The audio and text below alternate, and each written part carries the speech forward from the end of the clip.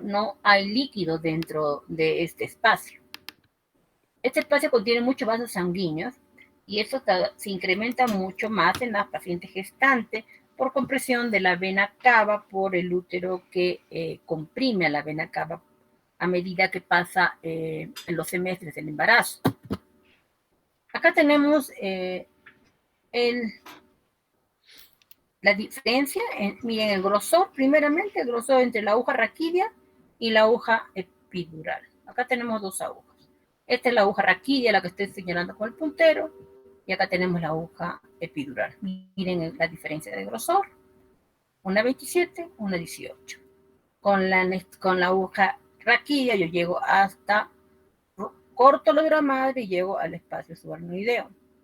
Con la aguja epidural, a través de una técnica especial que sea para poder identificar el espacio epidural, yo corto el ligamento amarillo, como ven ustedes en esta imagen, y cortando el ligamento amarillo, yo creo el espacio epidural que está, en este caso, punteado, como lo ven ustedes.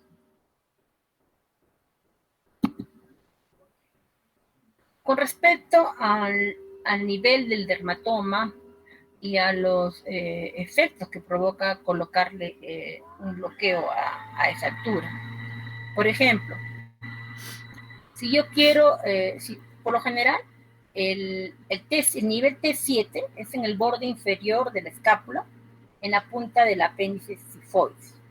Cuando yo quiero alcanzar un bloqueo esplásmico que va de T5 a L1 para una intervención baja del abdomen, de T5 a T6, también para toracotomías o costillas fracturadas, yo puedo colocar una anestesia epidural a este nivel. En el caso de la anestesia epidural, a diferencia de la anestesia espinal, nosotros no usamos soluciones hiperbáricas. Lo que se utilizan son soluciones isobáricas, que se distribuyen de manera homogénea por encima y por debajo del sitio de punción. Más hacia arriba que hacia abajo por el diseño que tiene la aguja, que es una aguja con una punta curvilínea dirigida hacia arriba. Entonces, el anestésico local se va a distribuir en el espacio epidural que se crea tras cortar el ligamento amarillo, y el anestésico local se va a distribuir más hacia arriba que hacia abajo. Y esta distribución va a estar en función del volumen del anestésico que yo utilice. A mayor volumen van a ser más las metámeras que se bloquean. Luego tenemos la línea del pezón o la raíz de la escápula. Si yo, por ejemplo, puedo alcanzar estos niveles de acuerdo al volumen anestésico local que utilizo, puede servirnos esto para dar anestesia para cesáreas, apéndices e intervenciones de quirúrgicas altas de abdomen. Mientras que si yo subo cada vez más a nivel de T1 y T2, yo puedo hacer un bloqueo, sobre todo del bloqueo de las fibras cardioaceleradoras. En T10, que es el lugar del ombligo, este es el que se utiliza, se alcanza uno de estos niveles, es para hacer procedimientos de la laparotomía exploratoria, intervenciones quirúrgicas de cadera y analgesia del parto.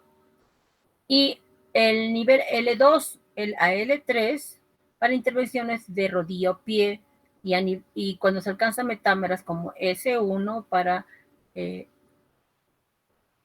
cirugías a nivel sacra.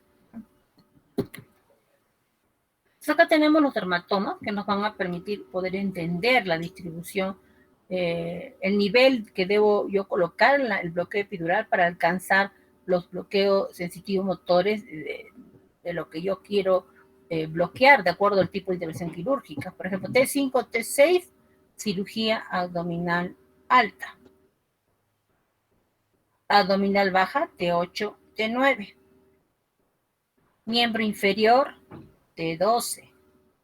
Perineal, S1, vesical, T10, renal, T8. Acuérdense que estos niveles no necesariamente está indicando que a este nivel se va a hacer la punción epidural.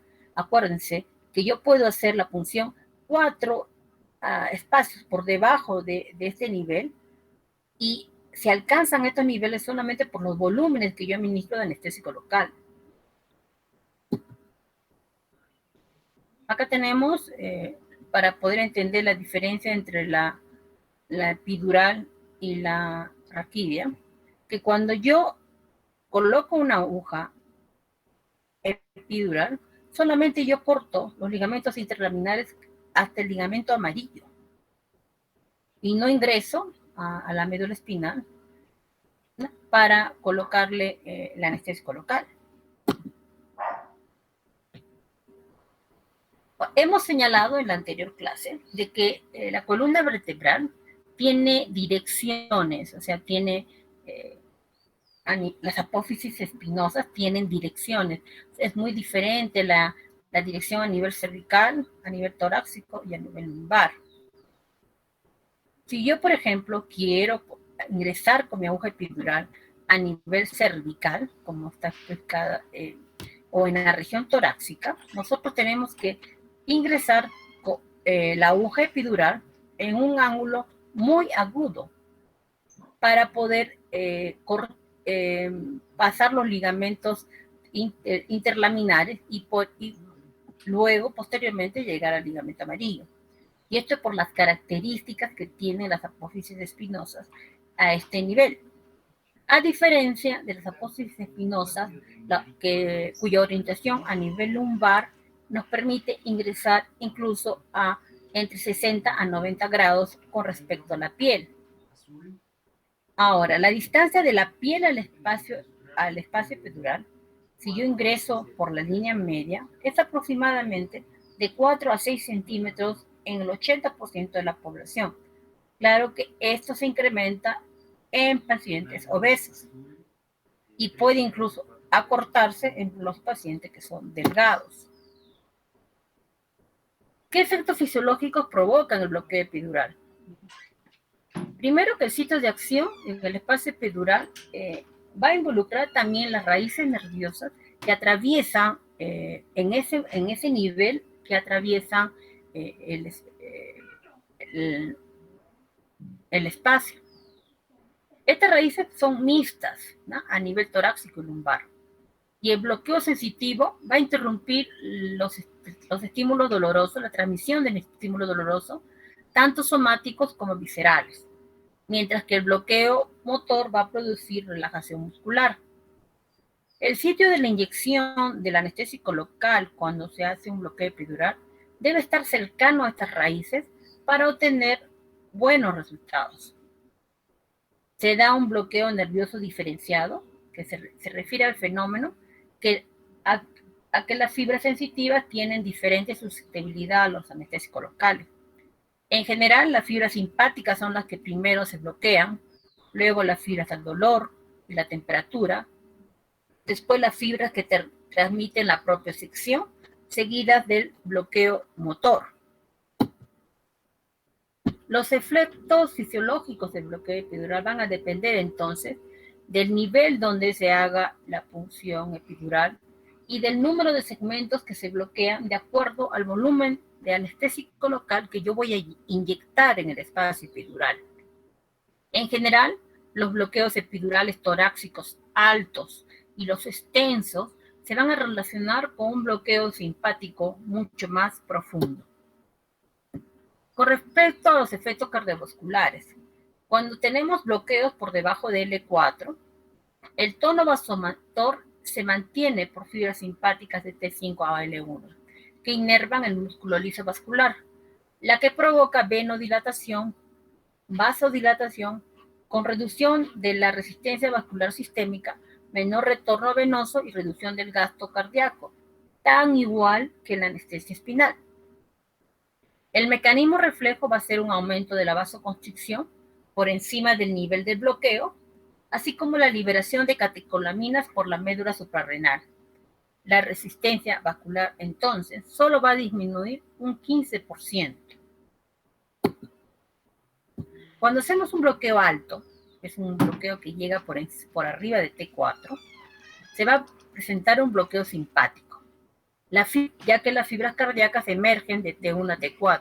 se va a presentar mayor hipotensión y bradicardia, además de haber un incremento de la presión venosa central sin un aumento de volumen sistólico. Se va a producir una vasoconstricción compensadora por encima del nivel de bloqueo en la cabeza, en el cuello y las extremidades superiores. Un bloqueo nervioso esplácnico con una reducción de la secreción medular de catecolaminas y un bloqueo del efecto vasoconstrictor en los vasos de capacitancia de las extremidades superiores. Con respecto a los efectos respiratorios que tiene la anestesia epidural, esto casi no se produce, sobre todo en pacientes que tienen una función pulmonar que está adecuada. Los volúmenes pulmonares, volúmenes de ventilación pulmonar, la capacidad vital, la ventilación por minuto en reposo y el espacio muerto no va a cambiar, ni siquiera con una anestesia epidural torácica alta. Hay trabajos que se han publicado que en pacientes con patología respiratoria se ha visto, sí, en ellos cambios importantes en la mecánica ventilatoria. Y en el caso se presentara un paro respiratorio, esto se debería a un bloqueo simpático, o sea, un bloqueo muy alto, que lleva más a un paro cardíaco que subsecuentemente, por su hipoperfusión, va a desencadenar en un paro respiratorio. A nivel gastrointestinal se ha visto que las fibras esplánicas simpáticas dependen del nivel T5-AL1. Y si estas son bloqueadas, indudablemente esto va a incrementar las secreciones, la peristalsis y la contracción del intestino. Las náuseas son frecuentes en un 20% de las pacientes y se va a asociar a la hipotensión y la bradicardia, la cual debe ser corregida rápidamente. Con respecto a los efectos renales, genitourinarios y neurocrinios, la anestesia epidural muy poco afecta el funcionamiento de los riñones. La acción sobre la actividad simpática va a depender básicamente, como vuelvo a repetir, del nivel donde se realice este bloqueo. Acá tenemos las características de las agujas TOWI, de las agujas epidurales, disculpen. Tenemos la TOWI, como la ven ustedes, son puntas biseladas con una concavidad hacia arriba. Tenemos la Quinque, la Polmédica, la Whittrake, la Gerti y la Levi. Lo que usamos nosotros más en epidurales son la TOWI y la Quinque. Con respecto a qué anestésicos locales se utilizan para el bloqueo epidural, ya les he dado algún adelanto, ¿verdad?, de que no usamos soluciones hiperbáricas para el bloqueo epidural. Son anestésicos locales isobáricos lo que utilizamos para el bloqueo epidural. Y estos se van a clasificar en acción corta, intermedia y prolongada. Y el inicio de acción se va a detectar a los 5 a 10 minutos después de aplicar la inyección. Mientras que el tiempo de acción va a depender del fármaco elegido, la dosis, el volumen y los coadyuvantes que podamos usar junto con el anestésico local para hacer este bloqueo epidural. Dentro de los anestésicos locales que se utilizan para el bloqueo epidural, tenemos la lidocaína, cuya presentación es al 2%, cuyo efecto se inicia a los 10 a 15 minutos y se puede prolongar su uso si es que se adiciona epinefrina hasta 90 minutos. Luego tenemos la bupivacaína y también la levobupivacaína, que es un isómero de la bupivacaína, cuyas concentraciones de bupivacaína en el mercado nacional es del 0.5%. Nosotros disminuimos la concentración de la bupivacaína cuando la diluimos con solución de agua estéril. Podemos convertir una bupivacaína al 0.5, diluyéndola a un 0.25, diluyéndola a un 0.125, incluso a un 0.075. Eso a través de diluciones de la bupivacaína. El inicio de la bupivacaína, al ser de la que más se usa, que es la 0.5%, es a los 15-20 minutos, pero su duración es mucho mayor, ¿no? Estamos hablando de una duración que va hasta 220 minutos y si adicionamos epinefrina, a 180 o más minutos. Tenemos la levobupivacaína, con características similares a la bupivacaína, y la ropivacaína, 0.5%, que es su concentración de presentación, y su tiempo de inicio de 15 a 20 minutos, con una duración simple de 140 a 180 y de más de 150 minutos si adicionamos epinefrina. Entonces, los anestésicos locales de acción prolongada son los que se usan más para el bloqueo epidural: la bupivacaína, la levobupivacaína y la ropivacaína. Para usarlo como analgésico, estos anestésicos locales se diluyen a concentraciones mucho más bajas, con la finalidad de solamente tener el bloqueo sensitivo y no el bloqueo motor. Cuando añadimos epinefrina, el efecto se prolonga. Sin embargo, la inyección intravascular accidental podría producir reacciones cardiotóxicas graves, como hipotensión, bloqueo auriculoventricular, fibrilación ventricular, ya que tienen una afinidad a las proteínas mucho más alta. ¿Cuáles son los factores que van a afectar el bloqueo epidural? Primero hemos dicho que el sitio, ¿no? Sí, cuanto más alto, vamos a tener más compromisos cardiovasculares que si pusiéramos por debajo de T10. Lo otro factor que es muy importante es las dosis, el volumen y la concentración. En el caso de la anestesia epidural, las dosis de anestésico local necesaria para analgesia o anestesia va a depender de la concentración de la solución y del volumen inyectado. Esto es totalmente diferente que la anestesia espinal, donde la concentración y el volumen casi es el mismo. La concentración del medicamento va a afectar la densidad del bloqueo, y mientras mayor sea la concentración, más profundo va a ser el bloqueo motor y sensitivo. El volumen también es variable y va a depender del número de metámeras que yo quiero bloquear. A mayor volumen, mayor será el número de segmentos bloqueados. La posición del paciente no va a influir en la altura del bloqueo, a diferencia de la anestesia espinal, donde las posiciones tanto de Trendelenburg o de Fowler, o sea, cabeza abajo o cabeza arriba, van a determinar los niveles que se van a alcanzar del bloqueo.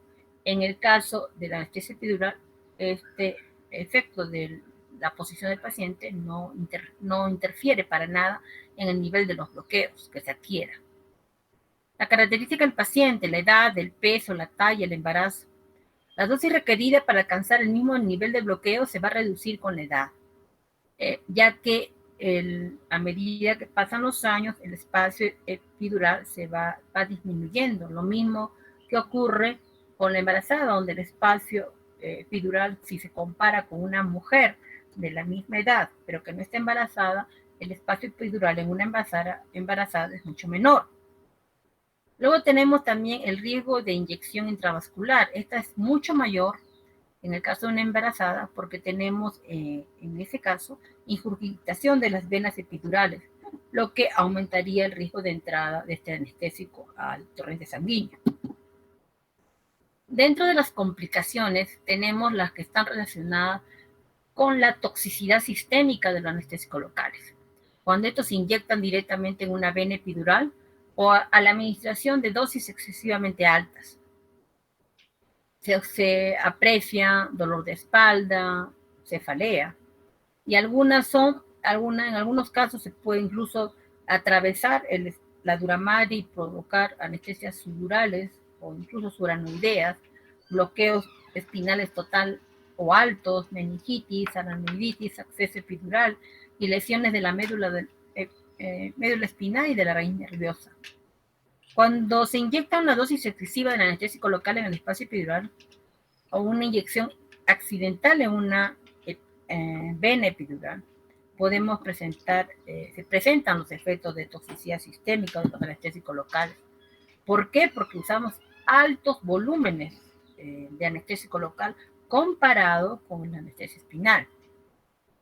El sistema nervioso central es el primero que se afecta, y los síntomas que se van a presentar son aturdimiento, tinnitus, entumecimiento de la lengua y de la boca, hormigueo, entumecimiento y visión borrosa. También se puede apreciar signos como espasmos musculares, convulsión, temblores de los músculos faciales, extremidades y de las extremidades y escalofríos. Y los efectos cardiovasculares van desde cambios leves de la presión arterial y el pulso hasta el colapso cardiovascular completo. Dentro de las complicaciones neurológicas podemos señalar una neuropatía del nervio espinal por traumatismo con la aguja, que una de las características clínicas son dolor al paciente cuando uno le hace la punción y el paciente presenta parestesias. El síndrome de la arteria espinal anterior, la causa es por la hipotensión y arteriosclerosis, ¿no? El paciente puede presentar paraplegias indoloras, una deficiente por este problema de este síndrome. Luego tenemos la aranoiditis, ¿no? Que también se puede presentar cuando se utiliza la anestesia epidural. Los hematomas por trastornos de la coagulación, los accesos epidurales.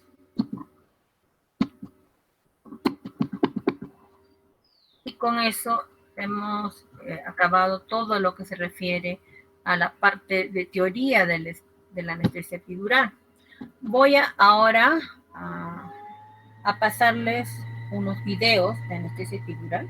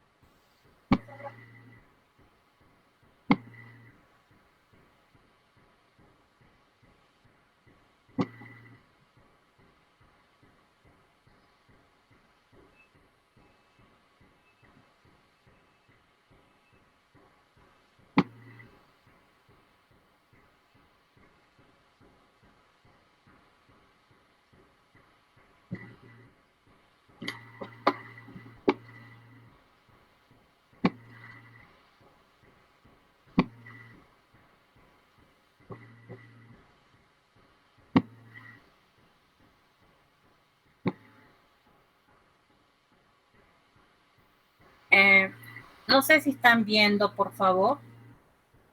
Sí se ve, doctora. Ya, voy a reproducir. Esto está afuera. Ay, poquito.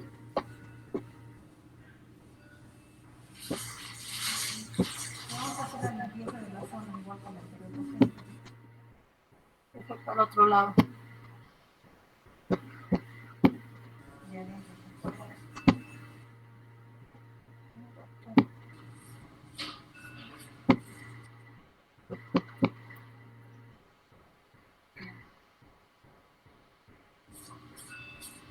Están viendo ahora en una esquina.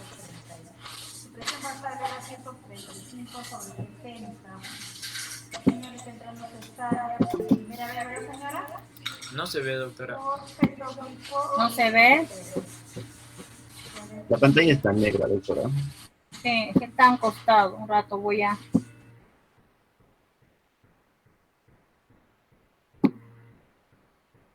Ok.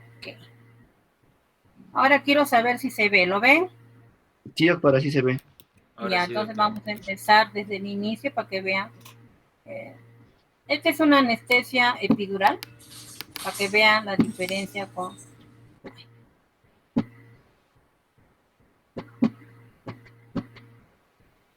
Un minuto.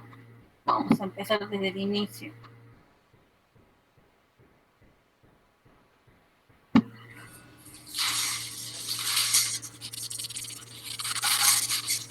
A la paciente se la sienta. Esta es una paciente que entra para una cesárea de emergencia, que le hace la asexia y antisexia de la zona donde se va a poner la anestesia epidural.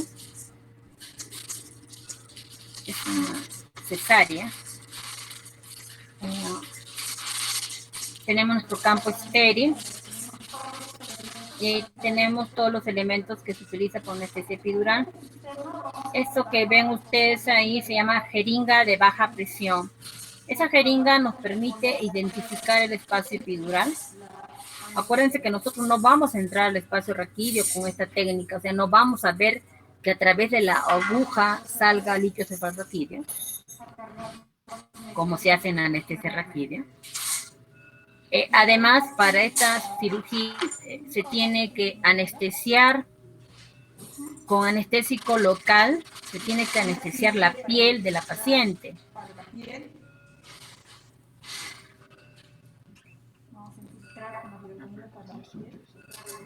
Se tiene que infiltrar la piel porque el grosor de la aguja que se utiliza es muy grueso y provoca dolor en la paciente cuando se colocaría esta sin anestesia local previa. Vamos a cargar, estoy cargando el narcótico, el fentanilo, y ahora estoy usando bupivacaína al 0.5% isobárica para la cesárea. Como ustedes ven, cuando estoy aproximadamente son 75 miligramos que se utiliza para una anestesia epidural con narcótico que es 1 microgramo por kilo de peso de la paciente. Esas son las dosis para anestesia epidural, muy diferentes a las dosis que se utilizan para anestesia raquídea. Estoy agarrando el borde superior de las crestas ilíacas para poder determinar mi L4, L5. Y como ven ustedes, con mi dedo voy examinando los espacios intervertebrales para poder localizar el más adecuado para la cesárea. Cuando una gestante, como ella, miren, no está en un trabajo de parto activo, está sentada, tranquila, el nivel ideal para una cesárea en ese tipo de pacientes es un L2. Un L2, un L3. Voy a infiltrar anestésico local y con una aguja 22 infiltro piel. El piel y todo el trayecto que voy a usar para poner el espacio, para hacer mi anestesia epidural. Y con mi agujita estoy viendo por dónde voy a dirigir mi aguja cuando le vaya a poner la anestesia. Esta es una aguja delgada, es una 22 y la voy a infiltrar. Luego,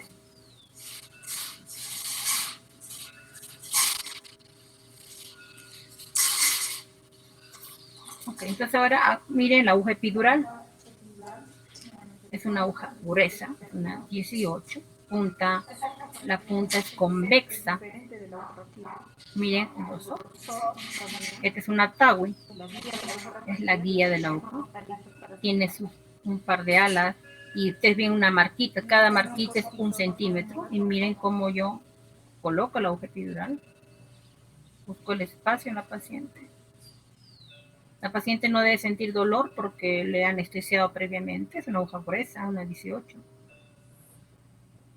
Y voy cortando ligamentos. El interespinoso, el supraespinoso. Y tengo mi jeringa de baja resistencia. Es una técnica para detectar el espacio epidural. Es una jeringa especial donde yo presiono el émbolo y el émbolo rebota, como lo ven ahí. Esto significa que hay una resistencia de los ligamentos y los tejidos. Cuando yo corto el espacio epidural, que lo que se corta para ingresar es el ligamento amarillo, ese émbolo ya no va a rebotar, ese émbolo se va a perder resistencia de rebote, y esa es una forma de identificar que estoy en el espacio epidural. Esto es milímetro por milímetro, se va avanzando con la aguja.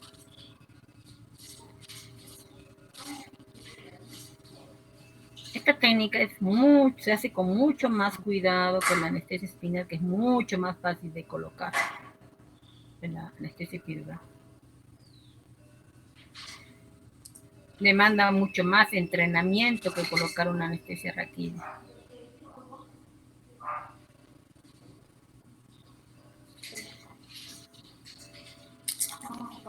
Acá están viendo que salió sangre.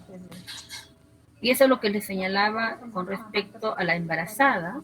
La embarazada La embarazada tiene todo una ingurgitación de todas las venas a nivel de los ligamentos, a nivel del espacio epidural, que hace que sangre. Ustedes han visto ahí sangrado en la aguja a través, y yo lo que hago es limpiar nuevamente mi aguja, porque la presencia de sangre me impediría poder detectar fácilmente el espacio epidural, porque esto se hace como les dije, con esta técnica de resistencia, ¿no? Entonces hay que tener mucho cuidado en hacer este procedimiento. Ya estoy limpiando la aguja todo el trayecto.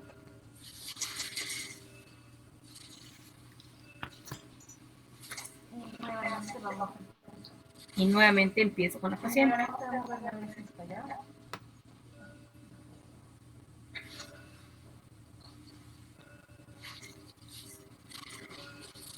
El ingreso poco a poco. Como ya sé más o menos a qué altura he estado yo con mi resistencia, lo avanzo sin ningún problema. Esta es mi jeringa nuevamente de baja presión.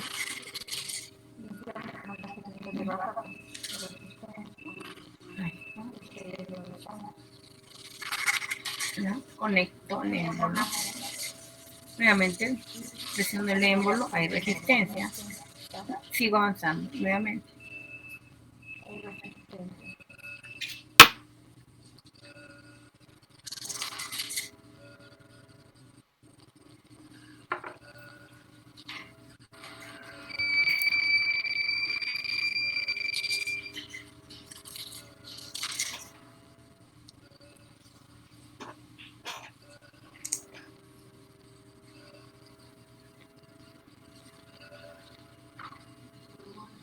Ahí, ¿vieron? ¿Vieron cómo ya la jeringa ya no rebota? Eso significa que estoy en el espacio epidural. No sale líquido como en la anestesia raquídea, ¿no?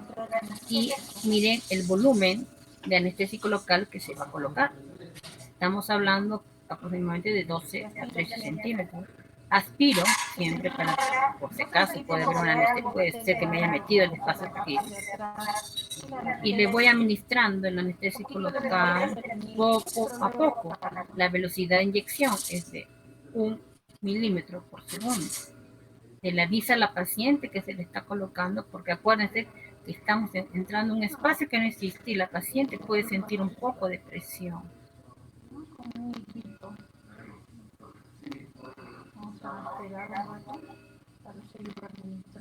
Le vamos poniendo lentamente. En este caso yo evidencié un poco de sangrado, ¿no? Que podría ser por la ingurgitación de las venas epidurales. Tengo que evitar en todo momento de que el anestésico local se pueda absorber a través de estas venas, ¿no? Por eso, ¿qué hacemos? Yo por ejemplo, voy a esperar un momento para que pare de sangrar, que haga su coagulación propia la paciente, y ya termino de colocarle todo el anestésico local.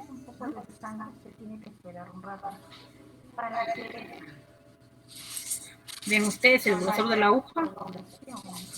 La paciente no tiene trabajo, pues tranquila. Entonces voy a completar todo el anestésico local. No la tengo que sentar rápido como en una anestesia espinal por el efecto de las soluciones hiperbáricas. Acá se usan soluciones isobáricas y el nivel de bloqueo va a estar en función al volumen que se inyecte y no en función a la posición del paciente. Entonces termino de completar la colocación del anestésico local.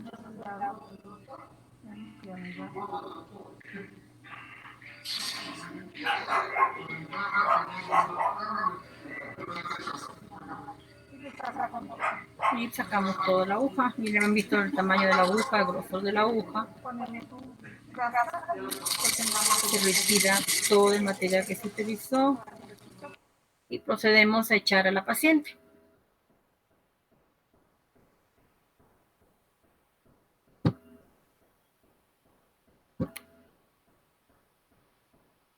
Voy a poner otro video donde van a ver la colocación del catéter. Me permiten un rato para buscarlo.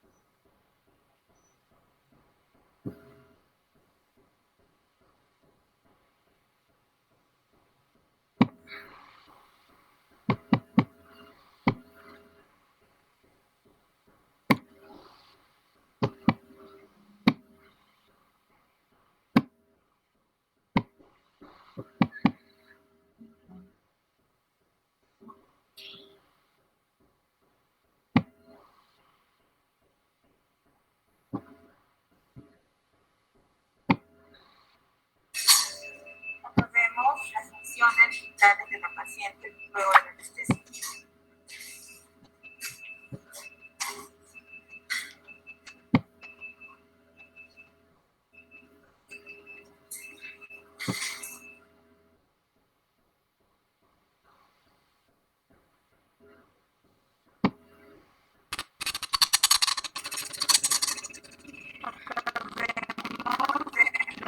Funciones vitales de la paciente luego de la anestesia.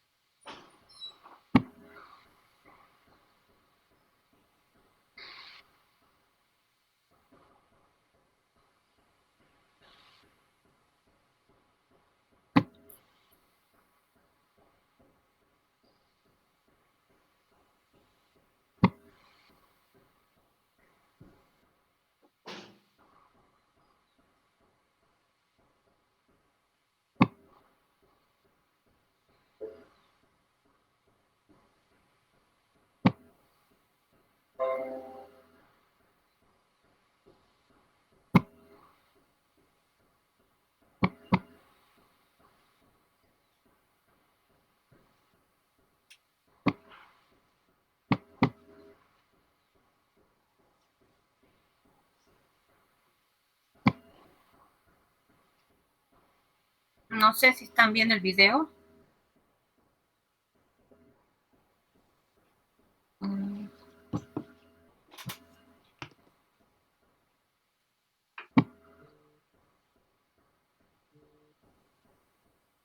¿Están viendo el video, por favor? Todavía no, doctora. Todavía no, doctora.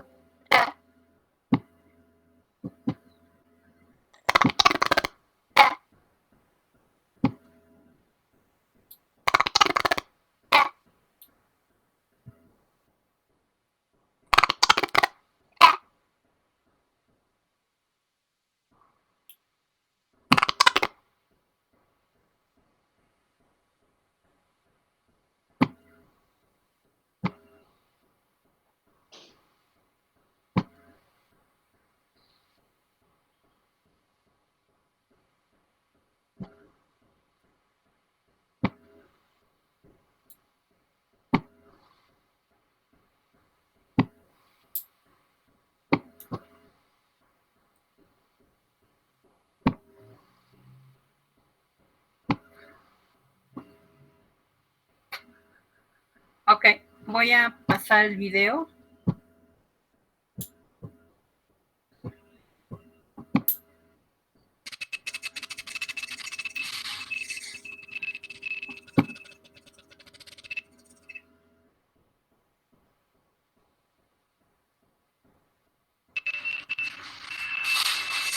¿Están viendo el video, por favor?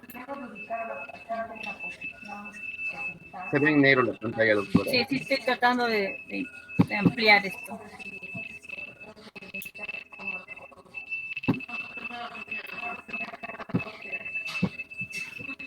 No lo puedo pasar acá un ratito.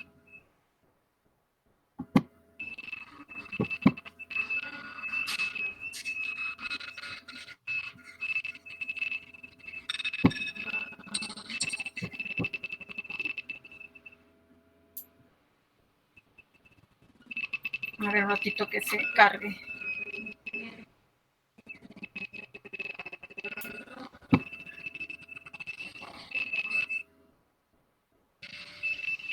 No sé si lo ven a un costado.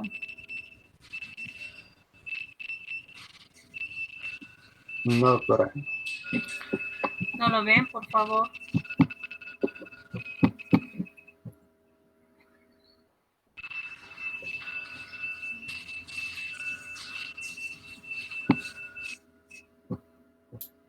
A ver, nuevamente un rato. Ya. Ahora sí creo que lo van a ver. ¿Lo están viendo ahora?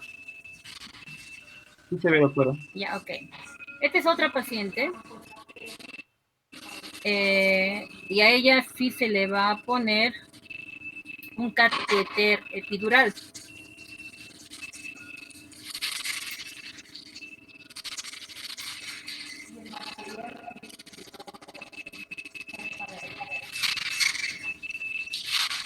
Como-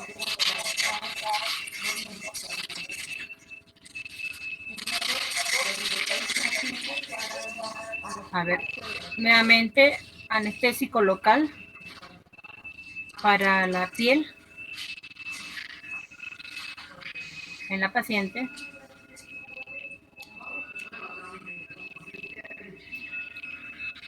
Y les vuelvo a repetir que el grosor de la aguja hace que tengamos la necesidad de infiltrar localmente. El anestésico estamos usando como coadyuvante el narcótico fentanilo a 1 microgramo por kilo de peso de paciente. Y bupivacaína, como ven ustedes ahí en el frasco que está al costado, que es el anestésico local, en presentación isobárica al 0.5%.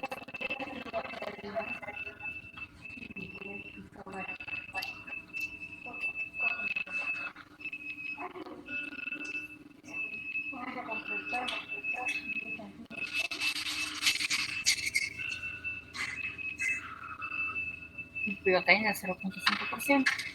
Isobárica. Entonces, primero la anestesia local Vamos a palpar los niveles en la paciente. L4, L5, espina ilíaca antero superior.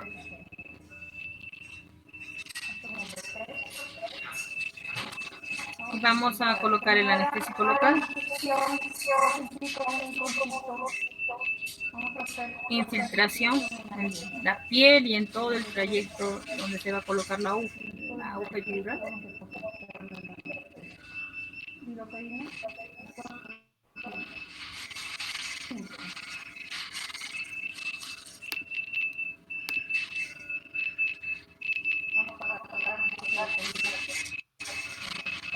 Le voy a aumentar un poquito más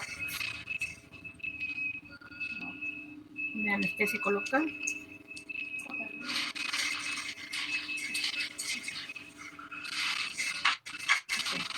Tengo mi aguja epidural, como la ven ahí. Esa de punta roja es una aguja número 17. Miren la punta biselada hacia arriba, por lo que el anestésico local se distribuye más hacia arriba, hacia cefálico que a caudal.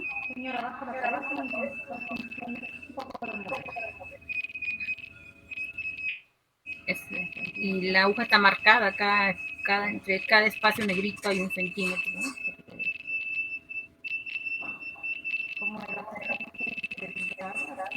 Yo lo estoy colocando aproximadamente 4 a 6 centímetros de la piel hasta el espacio epidural.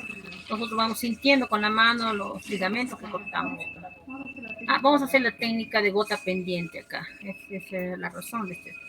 Es otra técnica con la cual yo detecto el espacio epidural, ¿no? Mis manos son colocadas en esta forma y debo ver en la punta de la aguja cómo la gota de anestésico local se aspira.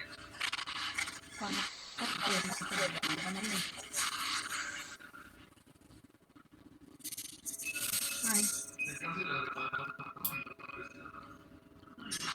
¿Ya se aspiró?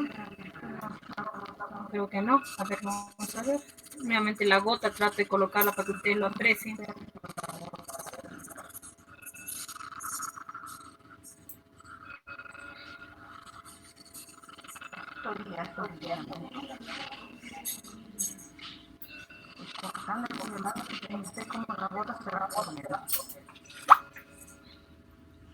Yo estoy sintiendo con mi mano que corto el ligamento amarillo y cómo la gota se absorbe. Estoy poniendo más anestésico en la punta para que ustedes vean cómo se absorbe por completo la gota. Esta se llama la técnica de gota pendiente.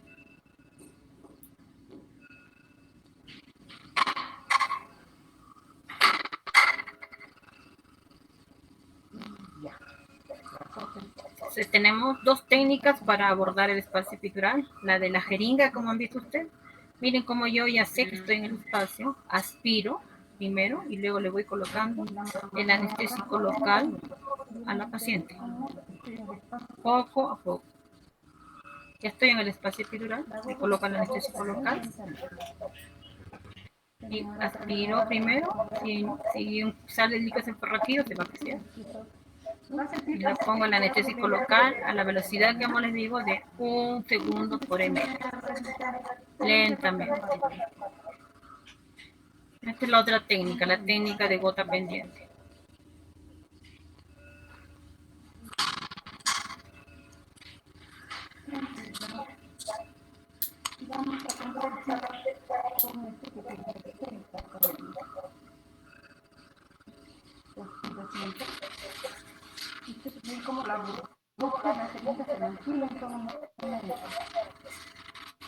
Esta es otra forma de saber que estoy en el espacio epidural. La burbuja de aire que yo dejo dentro de la jeringa no se deforma y se mantiene. Esa es otra forma de apreciar que estamos en el espacio epidural.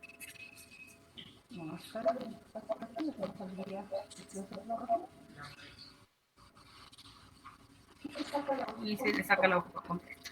Ok, ya hemos puesto anestesia epidural con la técnica de reconocimiento del espacio con la gota pendiente, de la técnica de gota pendiente.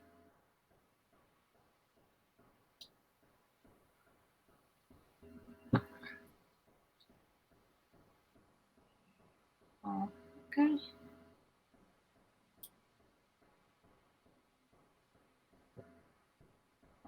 A ver, lo del catéter creo que tengo que buscarlo con más paciencia. Ya en la clase de práctica se lo mostraré.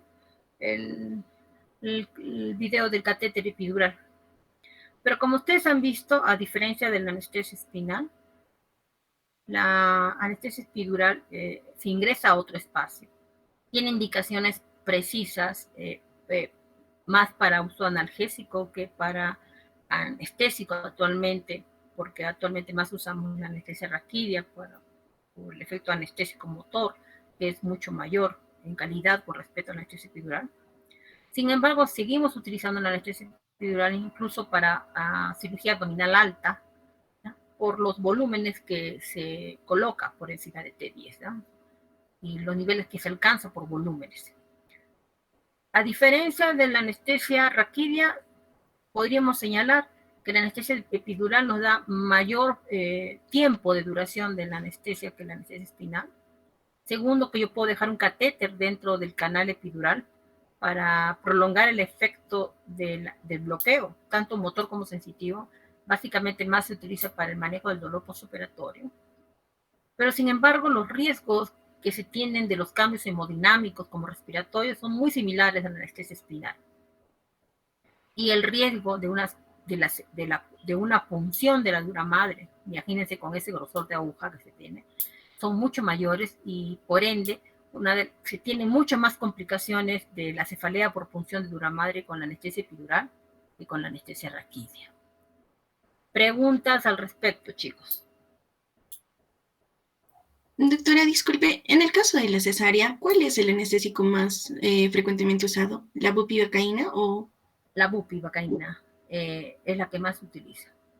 Y dentro de las bupivacaínas, la que deberíamos usar en todas las gestantes debería ser la levobupivacaína. ¿Por qué?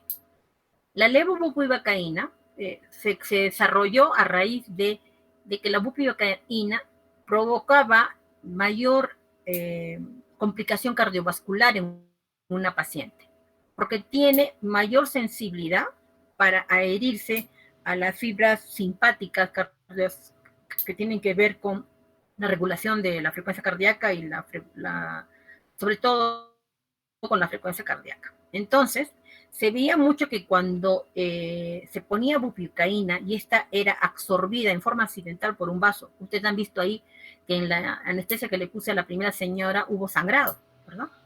Y esto se evidencia, ¿por qué? Porque los plexos están ingurgitados en la gestante, los plexos venosos en toda esa zona, por transmisión, por incremento de la presión intraabdominal que ocasiona el útero grávido, ¿verdad?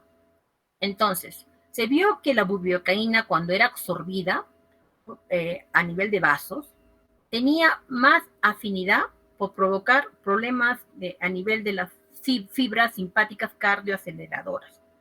Y por eso provocaba a la larga, después de provocar un paro cardíaco, antes de eso por hipoxia llevaba indudablemente al paro respiratorio.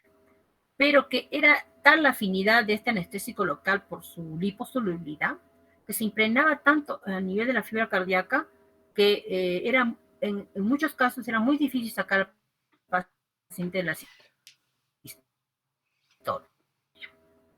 Entonces, los laboratorios comenzaron a producir medicamentos que no tengan estas características. Y por eso es que se tiene actualmente en el mercado la levobupivacaína. La levobupivacaína, a diferencia de la bupivacaína de alta liposolubilidad a nivel de las fibras simpáticas cardíacas, y por ende evita que se presente este efecto adverso si es que se absorbe por el torrente sanguíneo en las pacientes para utilizar en anestesia epidural. Sin embargo, este medicamento no lo tenemos tanto ni en el Ministerio de Salud como en las fuerzas policiales, ¿no? Dentro de lo que son los medicamentos de compra nacional, lo que se tiene es la bupivacaína. La levobupivacaína se puede encontrar en las farmacias, ¿no? Para la práctica privada. Su costo es casi 5 veces el precio de una bupivacaína simple. Por ende que muchos no lo utilizan por su alto costo, pero debería ser el medicamento ideal, porque es el menos, que tiene menos efectos tóxicos. Ahora, ¿por qué bupivacaína y no lidocaína? Es por el tiempo de acción, nada más, ¿no? Lidocaína, hemos visto ahí una tabla que les presenté, que si yo le agrego epinefrina puede llegar hasta 90 minutos, ¿verdad? Mientras que no bupivacaína me da hasta 220, ¿no? 220 minutos, si le pongo epinefrina, 180, 220, ¿ok? Entonces, cuando yo pongo el bloqueo, no solamente quiero que la paciente esté anestesiada el tiempo que dure la cirugía, sino yo quiero también que la paciente salga del quirófano sin dolor y mientras hagan efecto los analgésicos intravenosos que se le coloca, la paciente no esté sintiendo dolor. Entonces, por esa razón es que se prefiere utilizar anestésicos de acción intermedia prolongada en anestésicos locales. Uno diría, no, mejor, ¿por qué no uso una lidocaína? ¿No? La lidocaína no tiene tanto efecto a nivel cardíaco. Si esta se absorbe, ¿no? Tiene más efecto a nivel neurológico, ¿no? Sin embargo, porque tiene mayor efecto residual en calidad de analgésico, es que se utiliza bupivacaína.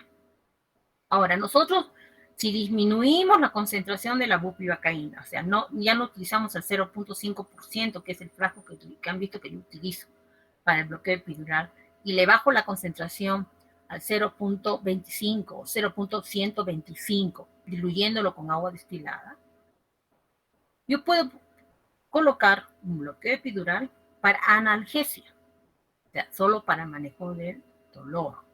Y eso es lo que se hace en analgesia del parto.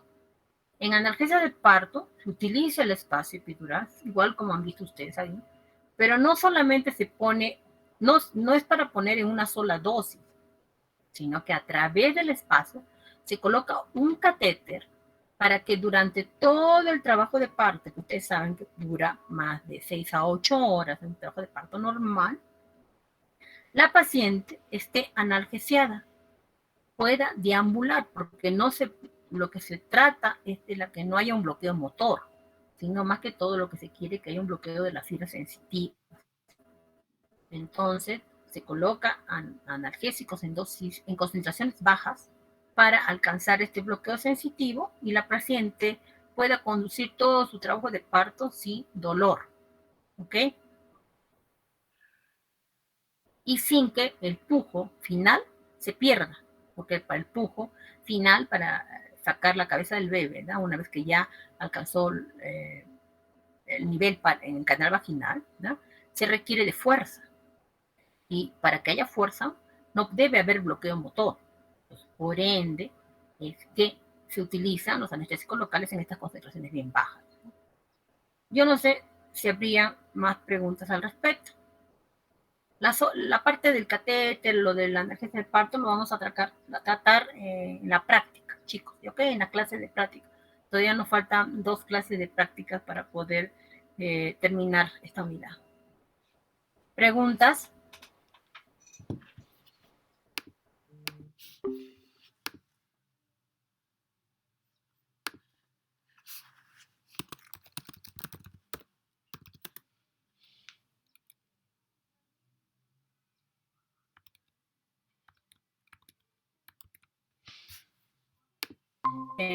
Si no es en práctica o en teoría, y estaríamos ya avanzando a la tercera unidad. El examen, como yo les estoy diciendo, va a ser esta semana la subsiguiente, el examen de teoría. Pero vamos ya a ir avanzando la parte de la tercera unidad, las clases de la tercera unidad. Preguntas. Había una pregunta por ahí, creo. Bueno. Doctor, disculpe, entonces el examen sería el día 18. Déjame ver. Porque... A ver, este viernes es, bueno, hoy día es viernes. Es ubicada. 4, 7, 11, ¿verdad? El siguiente sí, viernes. Sí, doctora. Sí, porque ya hemos terminado teoría. Entonces, ¿el 11 o el 18? Porque dijo la subsiguiente. Dijo. Para mí no hay problemas tomar el 18, porque vamos a seguir avanzando la teoría de la tercera unidad. No tengo ningún inconveniente. O sea, puede ser el 18, no sé si están de acuerdo todos.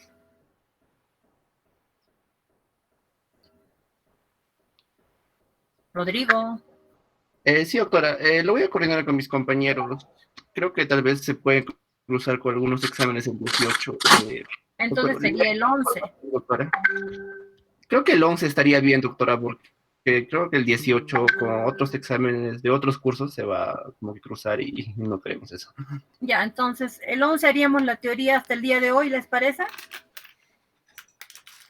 Sí, doctora. Sí, doctora, está bien. Claro, hasta la teoría que hemos hecho hoy. Sí, la próxima semana sería el examen. Está bien, doctora. Ya, entonces haríamos teoría hasta esta clase de hoy, el 11, ¿les parece? El examen de teoría.